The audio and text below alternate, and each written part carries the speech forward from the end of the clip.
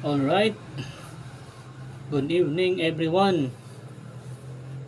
For today's video, isgutan nato ang kung kinsa ang nagdakop or kinsa ang nagpatay kang Jesus Christ. Uy, ngit-ngit naman sad. Hindi, ato sa rin iman lang be. Hindi, dili.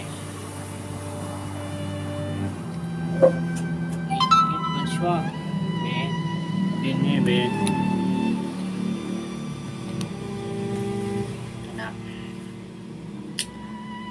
So ang uban ng akong amigo ana siyang anong patay daw sa Ginoo kay mga Sabadista. So yung pasabot sino mga Sabadista, sino mga Adventist. Wala pa may Adventist, Seventh Adventist sa una. Pero Sabadista, mga Sabbath keeper na sila yun sa una. Mga Sabbath keeper na yun. Sa atong tanawon karon kung si kinsa yun ang nagdako nagpapatay sa Ginoo. So mani akong mga reference, kanya akong mga evidence kay ako isang gikuha sa sa Google, sa internet, sa www.bbc.co.uk revision. So kani siya makita ni sa Matthew chapter 26 47 to 56. So makita ni sa Matthew chapter 26.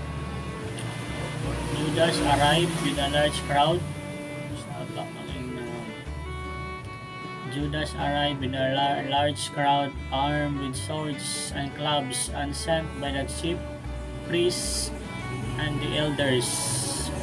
They were to arrest the man Judas kissed. Judas went straight to Jesus and said, "Peace be with you, teacher," and kissed him. So ang chief priest, sent by chief priest. So ipadala sila sa chief priest. Sent by the chief priest and the elders. So nauban na dito si Judas. So kauban si Judas. So ang ilang sign, dakon ni kisa niya ang Ginoo. Kung sige sa iyang gisan mo na siya ang dakon. So ang chief priest, so kanang chief priest, pari, chief, labaw-labaw sa mga pari. So pari ang padako, pari, dili mga Sabadista, pari.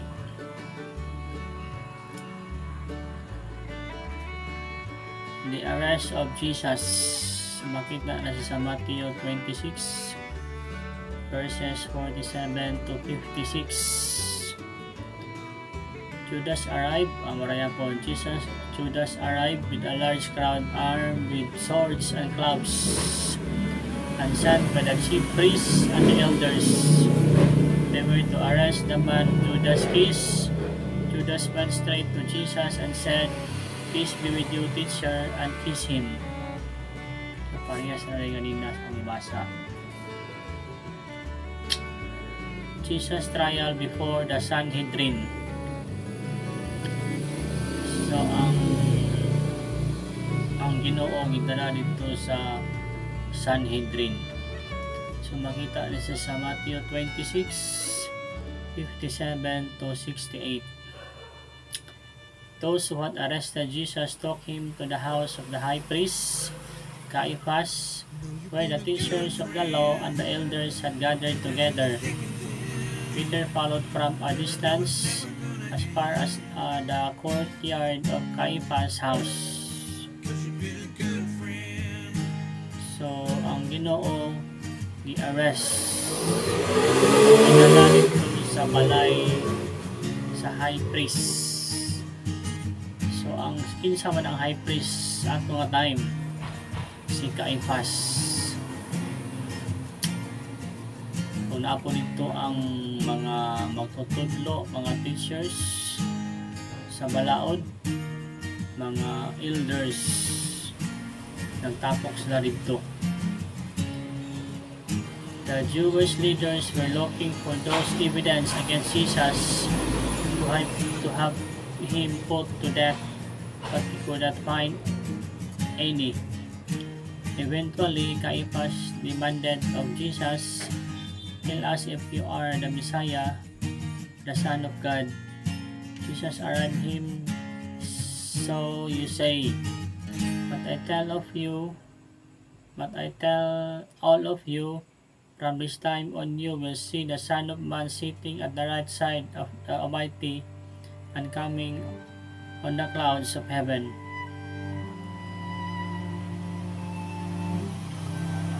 So, high priest. Ang ganina, chief priest. Nga karon high priest. So, nidala siya dito sa Sanhedrin niya. High priest yapon. High priest. Hari yapon. After Jesus was arrested, he was put on trial by the Sanhedrin.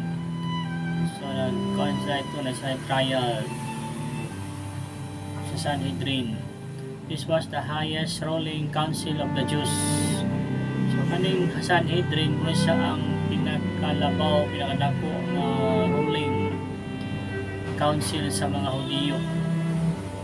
There were 70 members. So, nasa 70 ka mga membro, mostly made up of Sadducees, Pharisees, and priests, plus the leader who was the high priest. Kaya po nasa 70 ka mga membro, kung apil din ang mga pari, ang high priest.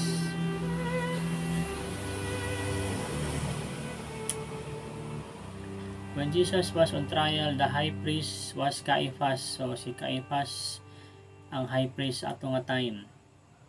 The Sanhedrin was still allowed to exist under Roman rule, but their power was limited. They could find a person guilty and give the death sentence, but they could not carry it out. Only the Romans could put a person to death. So, ang mga Romano na yun ang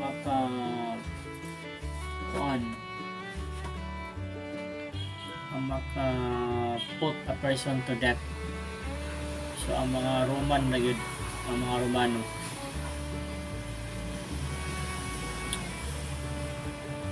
Jesus' trial before Pilate. So, mabasa sa Matthew 27 verses 1 and 2, paglakbay sa 11 to 26. Jesus' trial before Pilate. The chief priests and the elders made their plans against Jesus to put him to death. Ang mga chief priests daw, ang mga elders, pinagbuhat sila o plano nga patyon ang Ginoo. Patyon. Put him to death. They put him in chains, led him off, and handed him over to Pilate, the Roman governor. So, ang Ginoo kay gikadinahan siya. O gidala siya nito kang Pilate. O kani si Pilate mo siya ang Roman governor ato nga time. Pilate asked him Pilate asked Jesus, "Are you the king of the Jews?" Jesus answered, "So you say," but he said nothing in response to the accusations of the chief priests and elders, which surprised Pilate.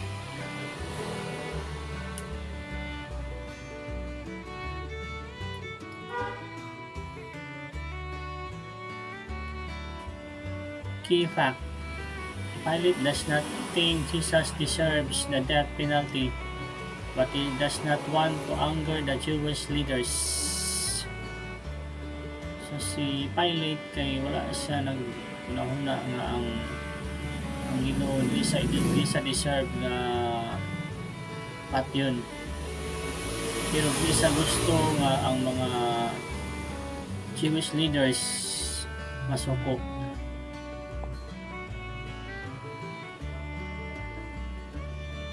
The soldiers mocked Jesus. Ang mga sundalo nagbugal-bugal sa Ginoo. Makita ni sa Matthew 27:27-31. Pilate's soldiers took Jesus into the governor's palace. They stripped off his clothes and put a scarlet robe on him. They made a crown out of thorny branches and placed it on his head and put a stick on his right hand. So ang Ginoo gibutangan nila og corona nga tunokon dapat sa stick, gibutangan sa stick. The crucifixion. So mabasa sa Matthew 27:32-44. The crucifixion. A man from Cyrene named Simon was forced to carry Jesus' cross. So ang Ginoo kapoy naman siya. So naitao nga si Simon na taga Cyrene, kay mo siya nag-arsa, wato siya nag-arasa sa cross sa Ginoo. They came to a place called Golgotha, which means the place of the skull. So dito sa Golgotha, meaning sa Golgotha kay lugar sa mga bukog, skull. There they offered Jesus wine mixed with a bitter substance, but after tasting it, he would not drink it.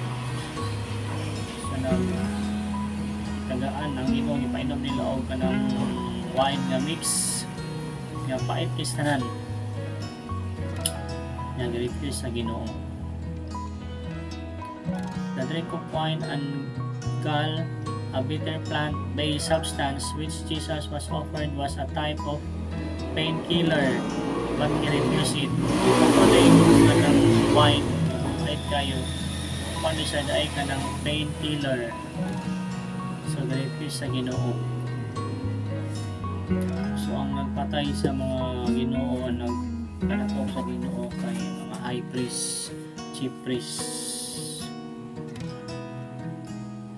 Ang yun sa akong amigo kay mga samadista daw. O ginakutaman o God bless us all.